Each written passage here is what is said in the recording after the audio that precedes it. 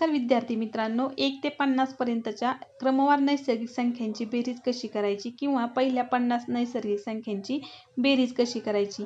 तर ही बेरीज तुम्हाला मी आज एका सोप्या पद्धतीने कशी करायची हे सांगणार आहे। तर प्रथम आपल्याला 1 ते 50 पर्यंत या संख्या दिलेल्या आहेत आणि या संख्यांची बेरीज करायची। तर शेवटची संख्या इथे 50 आहे, म्हणून प्रथम आपण इथे 50 ही संख्या लिहून घ्यायची। त्यानंतर 50 या संख्येनंतर क्रमाने येणारी नैसर्गिक संख्या कोणती आहे, तर ती 51 आहे आणि ती 51 ही संख्या इथे लिहून घ्यायची आणि त्या दोघींचा गुणाकार करून त्याला 2 ने भाग द्यायचा। तर इथे आपण जर 2 ने 50 ला भाग दिला तर इथं 25 येतात आणि शिल्लक राहतात। मग इथे 25 गुणिले 51, तर 25 गुणिले 51 ह्या दोघांचा गुणाकार किती येतो, तर 1275 इतका या संख्यांचा गुणाकार येतो। म्हणजेच 1 ते 50 पर्यंतच्या क्रमवार नैसर्गिक संख्यांची बेरीज ही 1275 इतकी आहे। नंतरची पुढची ट्रिक्स आहे 38 ते 88 पर्यंतच्या नैसर्गिक संख्यांची बेरीज किती।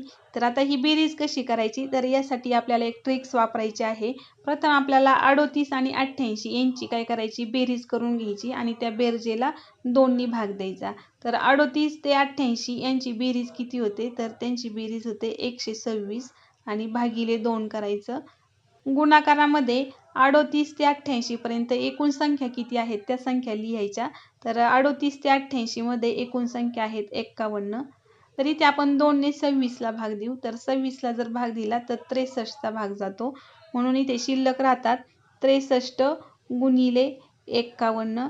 तर 63 आणि 51 यांचा गुणाकार येतो 3213। म्हणजेच 38 ते 88 पर्यंतच्या एकूण संख्यांची क्रमवार नैसर्गिक संख्यांची बेरीज ही 3213 इतकी आहे। तर विद्यार्थी मित्रांनो, तुम्हाला या प्रकारच्या नवीन ट्रिक्स जर जाणून घ्यायच्या असतील तर चॅनलला सबस्क्राईब करा, लाईक करा आणि शेअर करा। धन्यवाद।